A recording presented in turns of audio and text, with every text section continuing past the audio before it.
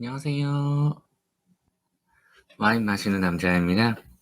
오늘의 와인은 슐로스 요하니스베르그 리슬링 카비넷 로트락 2020 빈티지입니다. 슐로스 요하니스베르그.de에 들어가면 오래간만에 보는 느낌의 연령 제한 안내 팝업이 하나 있습니다. 주류와 관련된 정보를 전달하기 때문에 만 18살 이상인지를 확인하고 싶다라고 하는데 주류 판매를 해당 사이트에서 하는지 해당 사이트에서 주류에 대한 정보만 전달하는지, 주류에 대한 정보가 아예 없는지, 이런 경우의 수에 따라서 여러 바리에이션이 있는 것 같아요. 그리고 소속된 국가가 어딘가에 따라서도 영향이 일부 있습니다. 요하니스베르그 포도원은 1200년 이상 된 아주 오래된 곳이라고 합니다. 서기 817년 신성 로마 제국의 시조인 카롤루스 대제 혹은 이제 사르마니우 대제 혹은 이제 샤를 대제라고도 하죠. 그분의 아들인 루드비 1세가 포도원을 구입한 것이 문서로 남아 있다라고 합니다. 이후에는 그 자리에 수도원이 지어졌고요. 여러 부침을 겪다가 1720년 마침내 요하니스베르크 성이 완공됨과 동시에 해당 지역에서는 리슬링만 재배하는 것으로 통일이 이루어졌다라고 해요.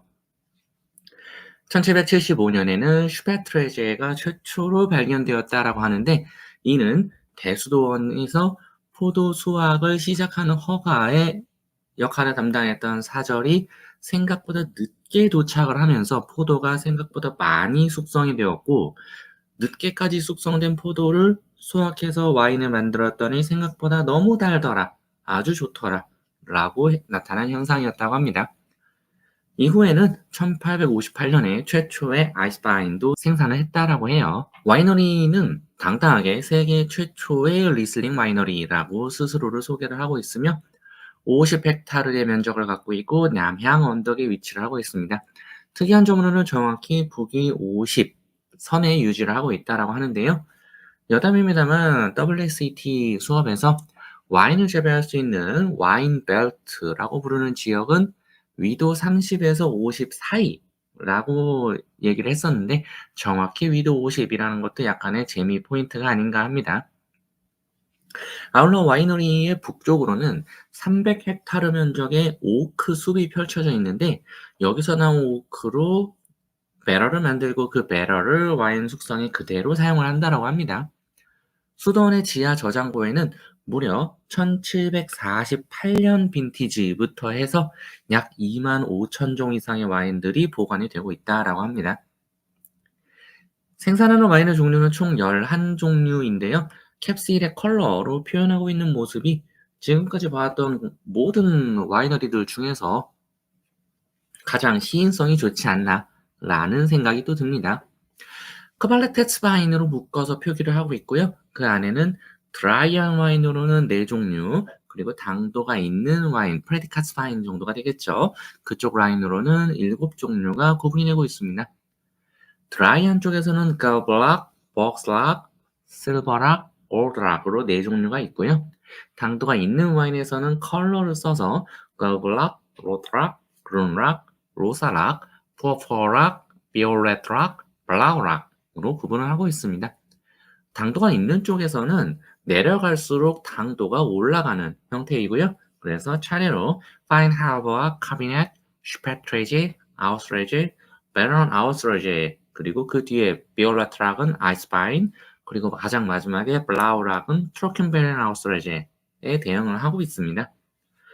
실제로 판매하는 와인의 종류로 보자면은 잭트랑 피노누아도 있고 심지어 와인이 아니지만 진, 그리고 베르무트, 그리고 올리브유까지 판매를 하고 있습니다. 오늘 마실 와인인 로트락을 보면은 홈페이지에서는 2022 빈티지를 소개를 하고 있습니다. 28유로이기 때문에 현재 기준 한화로는 39,700원 정도가 될 것 같고요. 라인가우에서 재배한 프레디카스바인이며 알코올 도수는 10.5도라고 소개를 하고 있습니다. 단맛과 산미 그리고 품종의 특성이 조화를 이룰 것라고 소개를 하고 있고요. 와인에 대해서 별다른 테크시트라든가 이런 인포메이션을 주고 있는 건 없지만 와인 매거진 비니움에서 시행했던 2023년 어워즈에서 리슬링 챔피언으로 골드를 수상했다라고 합니다. 와인서처에서 보면은 2020 빈티지는 해평가 49,090원인데 이 금액이 전체 빈티지로 놓고 조회했을 때에도 같은 금액으로 나옵니다. 그렇기 때문에 약간 참고만 하면 될 것 같고요. 저는 이제 몇 달 전에 선물 받은 와인이라서 전체 금액을 제가 알지는 못하지만은 국내 할인가로 판매되었던 기록을 봤을 때 한때 39,500원 이렇게도 판매가 됐었다라고 합니다. 한 명의 평가에서 별점은 3.0개, 두 개의 평점에서 평균 91점을 받았습니다. 테이스팅 노트를 보자면 바위랑 말린 레몬 껍질, 파인애플 향이 올라오는 와인이며 입 안에서는 구조감이 탄탄하고 산미와 당미의 균형이 좋았다. 그리고 미네랄리티랑 약한 탄산감이 피니쉬로 넘어왔다라고 합니다. 잔당은 리터당 24g에 총산도는 리터당 8.2g이라고 합니다. 비비름성 보면은 2020 빈티지는 129명의 평가에서 평점 4.1점을 받았고요. 깨알같이 39.99달러로 2018 빈티지를 판매를 하고 있다라고 소개도 하고 있습니다. 스타일은 중간 정도의 오프드라이 수준이고 산도가 아주 높은 수준이라고 하네요. 전체 빈티지에 대한 평가에서 243명이 복숭아와 청사과를 언급하였고 133명은 꿀과 미네랄 그리고 스톤을 130명은 시트러스와 레몬과 라임을 언급을 해주었습니다. 현재의 글라스에서 먼저 간단하게 컬러나 향에 대한 소개를 드릴 건데요. 그 전에 늘 하던 대로 온도를 한번 말씀을 드리고 이야기를 진행하겠습니다.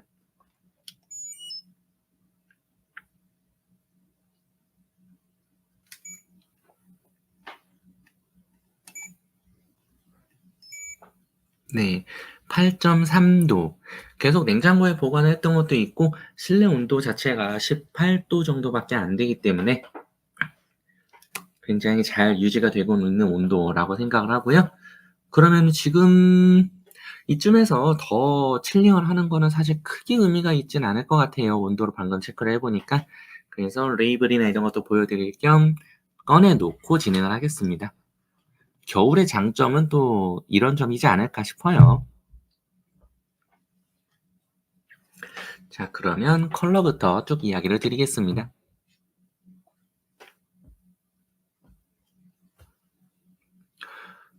컬러는 지금 조명이 하얀색 조명이지만 굉장히 강하게 떨어지고 있어서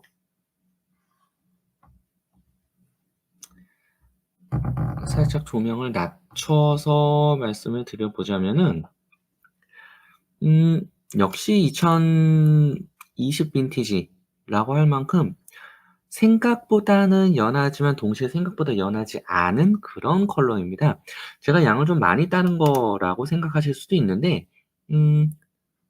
저는 이거보다는 좀 페일할 거라고 생각했지만 생각보다 굉장히 약간 레몬 컬러 혹은 이제 골드 컬러까지도 저는 얘기를 드릴 수가 있을 것 같아요. 그 정도까지 충분히 갈 수 있고 이게 또 전형적으로 쇼비뇽 블랑이랑 이런 거랑 다른 점은 테두리 부분이나 이쪽에 그리너리한 그런 건 전혀 느껴지지 않습니다. 그냥 쭉 골드, 옐로우 이런 컬러를 쭉 가면서 이게 만약에 좀 더 숙성이 되면은 이제 호박색까지 자연스럽게 넘어갈 것 같은 그런 기대감을 주는데 지금 현재의 컬러는 저는 골드에서 살짝 연한 골드 정도를 줄 것 같아요.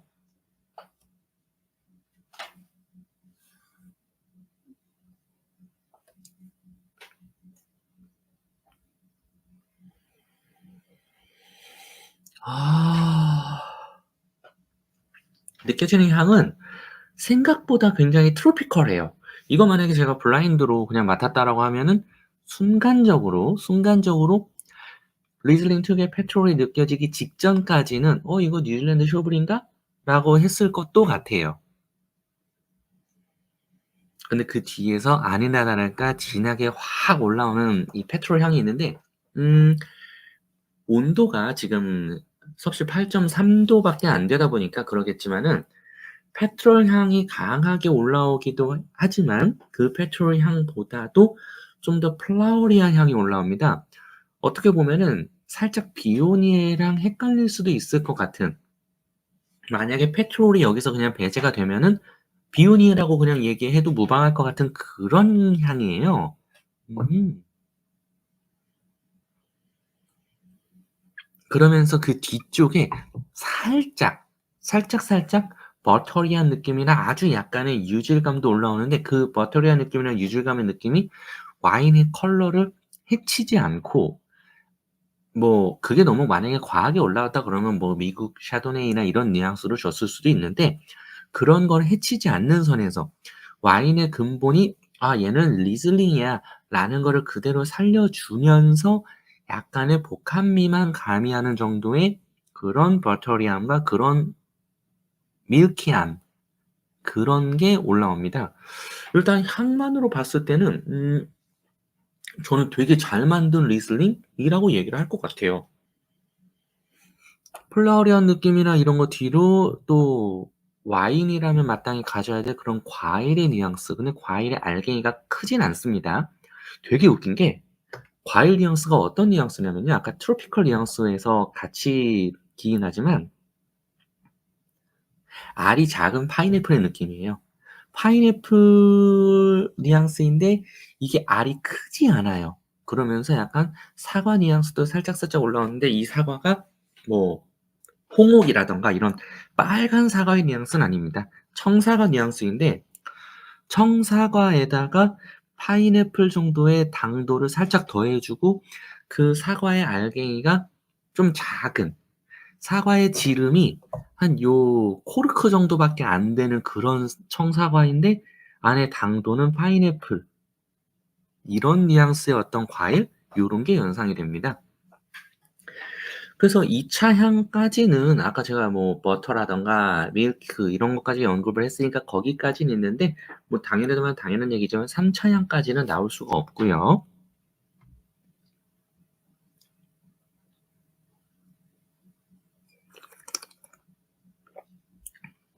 음. 어우. 야. 와 입에서요. 어 덜 익은 파인애플 맛이 납니다.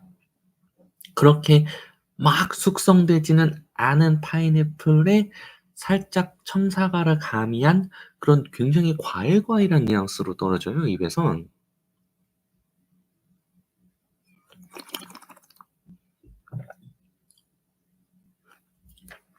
그래서 입안에서 이게 산미가 엄청나게 있다 보니까 파인애플이라고 하면 사실 되게 단맛이 있어야 되거든요. 그 단맛이 실제 있어요. 저는 이거 아무리 고민해도 오프 드라이 줄 것 같아요. 드라이는 절대 아니고 네. 근데 그렇다고 오프 드라이에서 그냥 중간 드라이까지 넘어가는 그 정도는 아니고 딱 오프 드라이 정도? 딱 오프 드라이에서 살짝 드라이에 가까운 정도? 요 정도를 줄 것 같은데 산도가 장난이 아닙니다. 진짜 말을 하는 내내 침이 나올 정도로 산도가 너무 좋아요.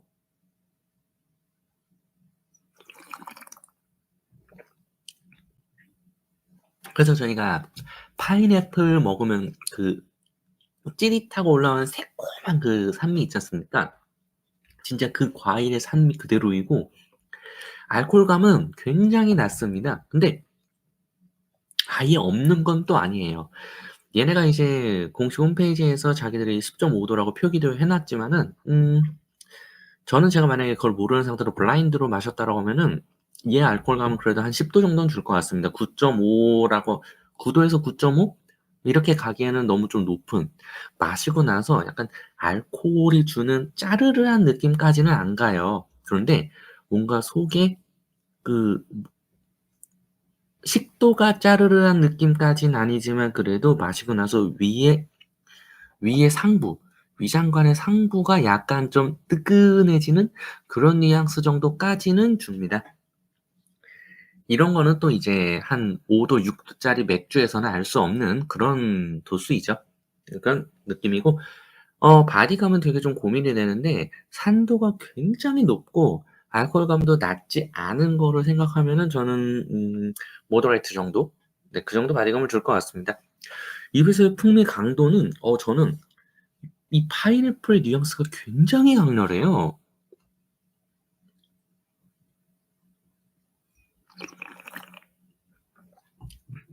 진짜 파인애플이랑 사과를 착즙을 해서 그 착즙 주스를 마시는데 거기에 페트롤이랑 플라워리를 살짝 끼 얹은 토핑으로 올린 그런 어떤 음료를 마시는 느낌입니다. 그래서 입 안에서는 유제감이나 어떤 그런 밀키한 느낌은 목 넘김 이후에 최후반부에 올라오고요. 입 안에선 당미랑 산미가 이제 스윗 앤 사워 문자 그대로 그게 서로 크로스하면서 아주 만족스러운 그런 뉘앙스를 준다. 향을 맡고 나서 맛을 봤을 때 살짝 아쉬운 점이라면은 향에서는 플라워리한 느낌이나 아니면 그 뒤에 이제 버터리한 느낌이나 밀키한 느낌까지 향에서는 올라왔는데 맛에서는 그 느낌들이 아직 녹아들어 있진 않다 정도? 그래서 저는 2020 빈티지에 게다가 모젤도 아니고 라인가우의 리슬링 카비넷이 이 정도면 저는 베리 굿 당연히 줄 것 같습니다. 진짜 향보다는 컴플렉서티가 살짝 떨어지는 맛 때문에 살짝 고민인데 저는 45,000원 정도에 나와 있어도 일단 집을 것 같아요. 물론 이제 낮으면 낮을수록 당연히 좋은 겁니다마는 저라면 일단 추천. 네, 그렇게 얘기를 하겠습니다. 라고 정리를 하면서 오늘의 영상은 여기까지로 하겠습니다. 안녕.